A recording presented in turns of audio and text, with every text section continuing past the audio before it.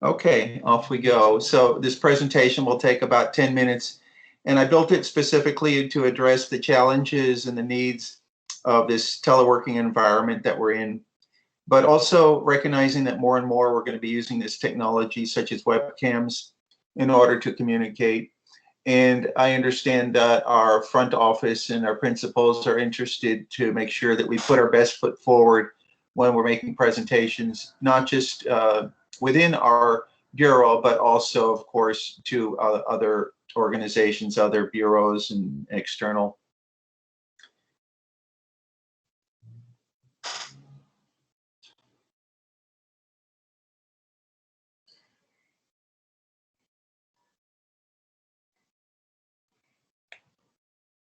So the conditions for our what I call the COVID-19 era are pretty daunting.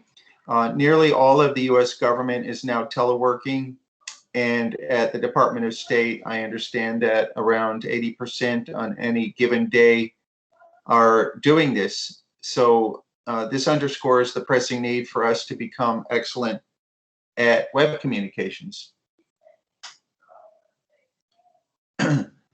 And greater informality is a hallmark of web communications.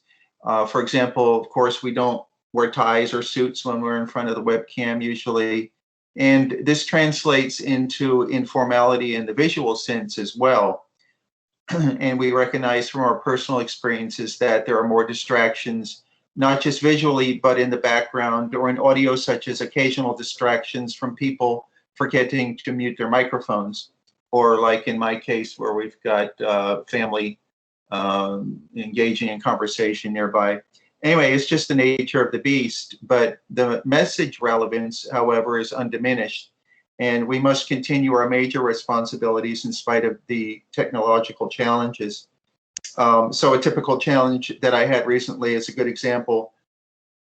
You'll see later on in this presentation, there's a video link, and I sent it out earlier to colleagues, but it just wouldn't open. And so we just have to be flexible.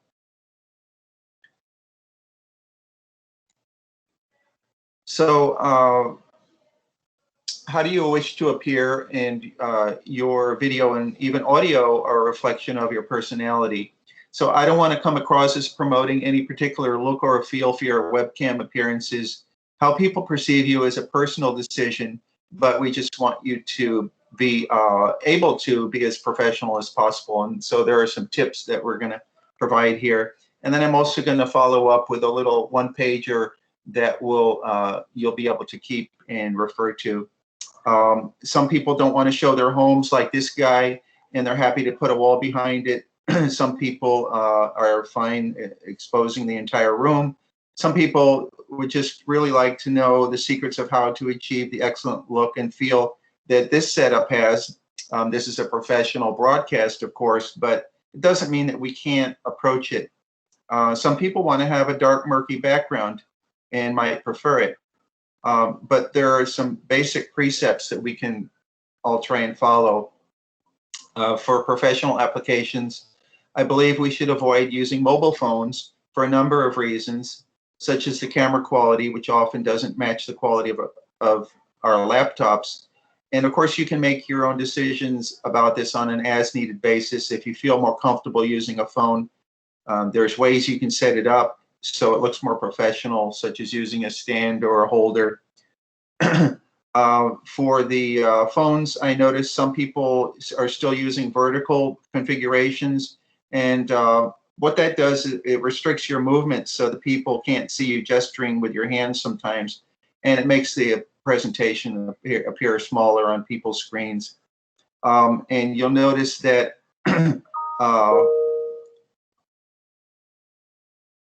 on this illustration, which is one of the illustrations in the primer I'm going to send you.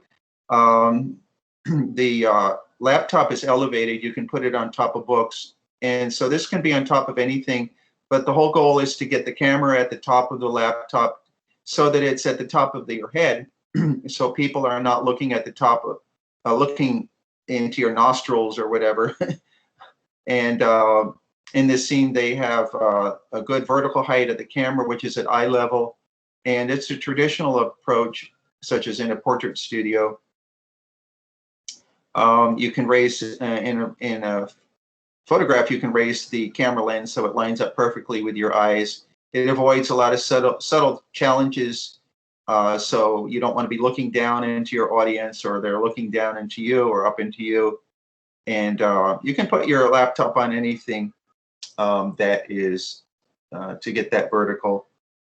Clean up your background to avoid clutter, personal items, bathroom doors. That's important. And here's a guy who didn't have books. He just put it on top of a tire. You can use anything. And especially some PCs I've noticed have the camera at the bottom, which is a real problem because then your fingers are huge.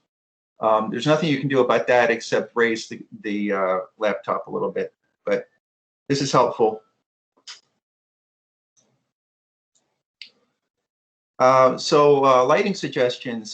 Proper lighting eliminates unwanted shadows and highlight glare. This gets into how you want to express yourself, but most people probably feel that even lighting is more pleasant and less stress on the eyes. So you can position a lamp behind your computer, and lampshades or diffusers or reflectors can reduce harsh shadows. Some tones, if you use a monitor light as the main source of your lighting, the monitor light creates a cold and harsh lighting, which is not so appealing.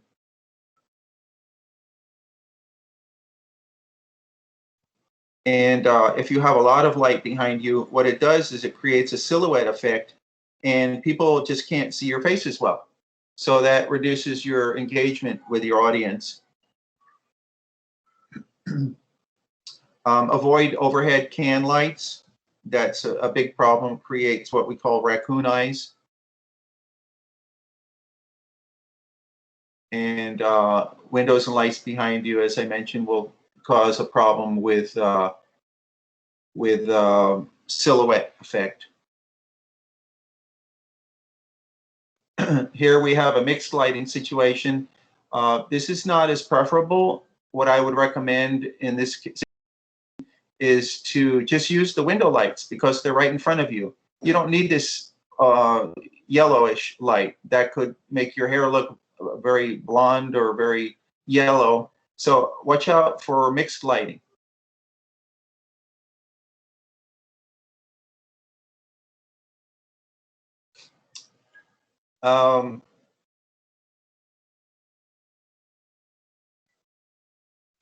So you get extra credit, but it's not necessary. A white reflector in front between you and the monitor underneath helps bounce some light and fill light into the eyes. And again, the goal is when you're making a presentation and when you're speaking to people, they want to see your eyes. So this is really helpful. And I do that. I have a piece of paper in front of me, or sometimes just my silver computer.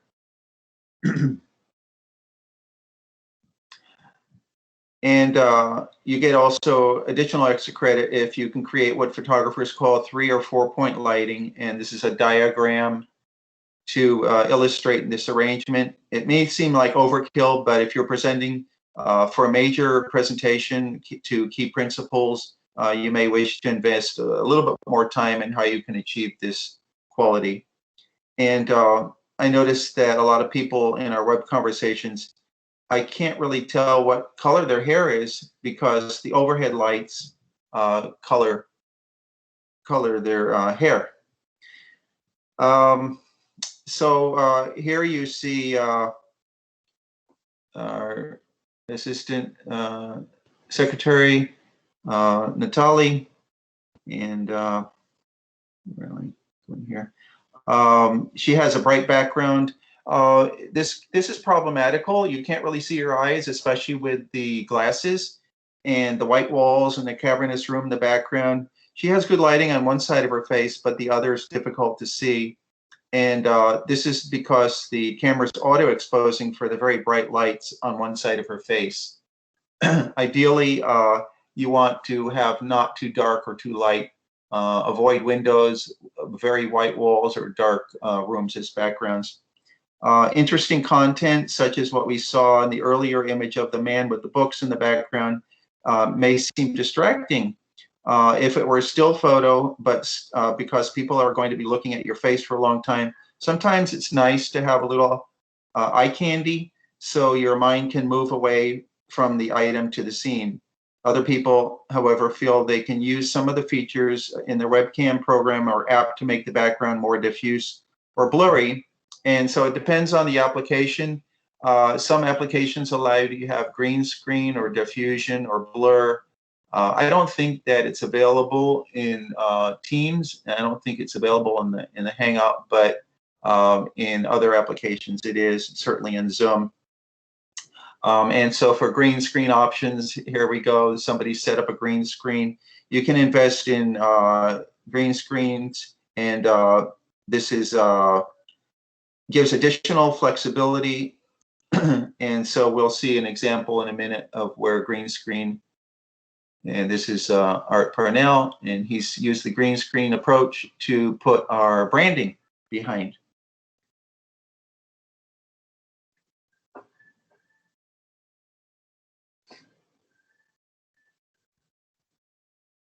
Okay, audio. I mentioned what's going on in my own background here. A lot of variables such as lawn mowers and leaf blowers, children. And so this is the realities. What we're trying to do is to benefit from the audio characteristics of our built-in microphones.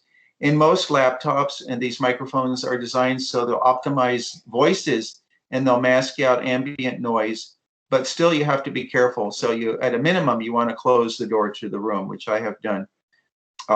Regardless, audio distractions can seep in, and so you want to keep your mute on, of course. We all know about that.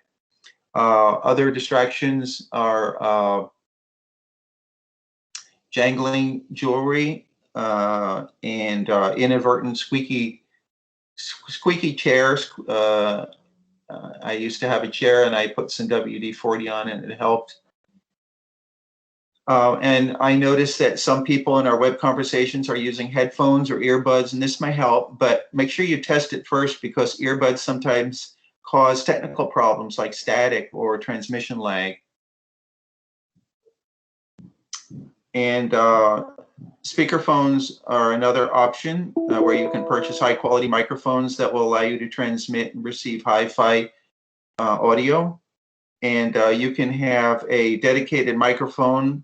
I've seen some vloggers with fancy and sophisticated microphones that look like large capsules.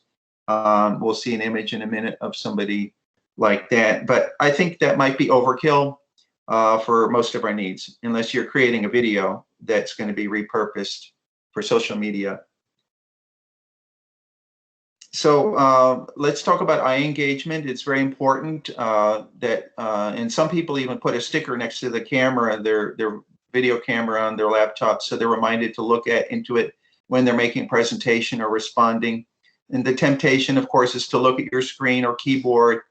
We want to resist that temptation, and this is something that we've advocated to Dr. Natali when she makes her presentations, that she looks at the camera more, because a few degrees difference in the eye line can make a big difference. And at this close distance, there's a subliminal message that your eyes are not really connected to the audience. You can make a homemade teleprompter with Microsoft Word, and I set mine up in Word and illuminated the ribbons so I could get the text as close as possible to the camera. You can see in this illustration. It's an experiment that I did, and you can scroll as you read if you have a lengthy amount of verbiage. And it's helpful if you're going to be making a FaceTime type recording, especially. The trick is that you have to position the text so that it's pretty close horizontally to the camera, or I should say vertically to the camera. So your text size should be a bit large. And of course, professionals use real teleprompters. But even so, you can tell, usually you can tell because their eyes are scanning.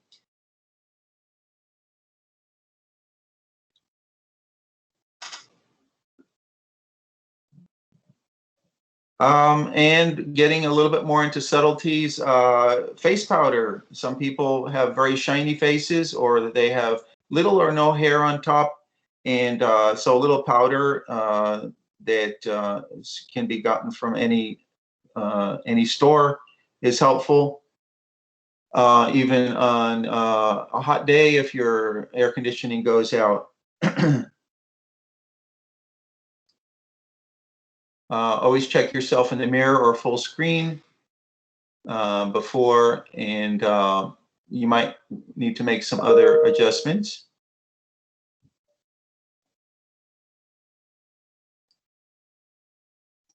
And Stephen Colbert, let's see, what's he doing here? You can see him doing some, making some minor adjustments. And here goes a final adjustment. I thought that was cute.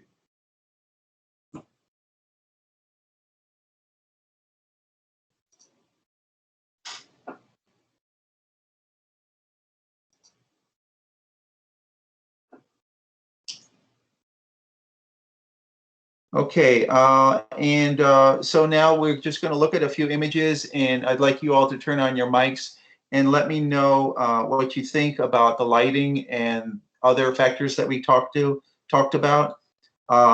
So we've got this woman here, and does anybody have any critique or comment about the lighting and the camera angle visually?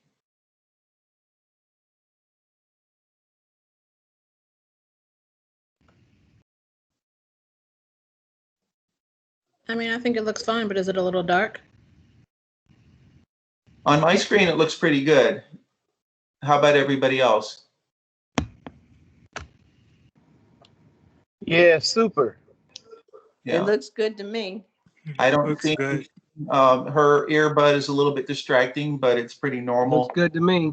That big Yeah. microphone in front of her, though, is a bit distracting, too. Exactly. Yes, that is a little bit mystifying.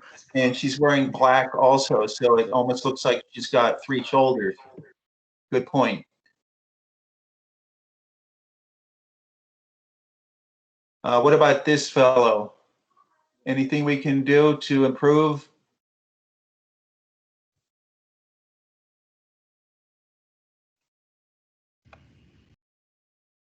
Yeah, he needs a backdrop. Good.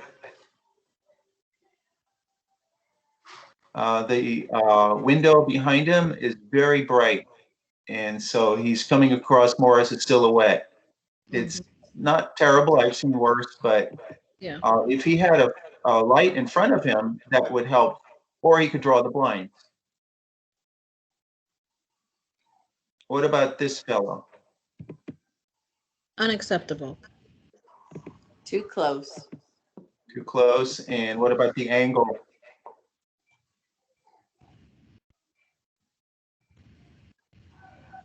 Camera angle. It's Too much nostril. Yeah, nostrils. Yeah, this is looking up the nose, which is not preferable. Here we've got a green screen. Unfortunately, the fellow, he doesn't have any light filling his eyes, so his eyes look like black pools of darkness.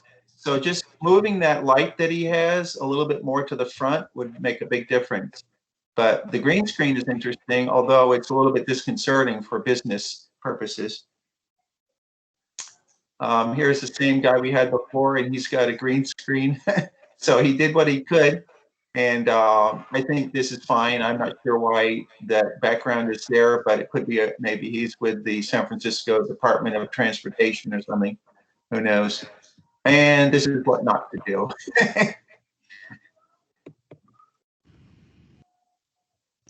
And so I'll close with just mentioning that if you want to know more about technical aspects, you can contact our PA team about recording and saving video clips for use with video presentations you might want to make later or save to YouTube or Vimeo.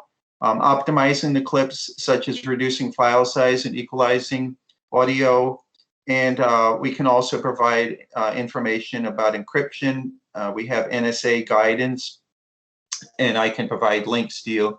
And I'm going to send around the PowerPoint stack for this, and it'll have the links for more sophisticated purposes.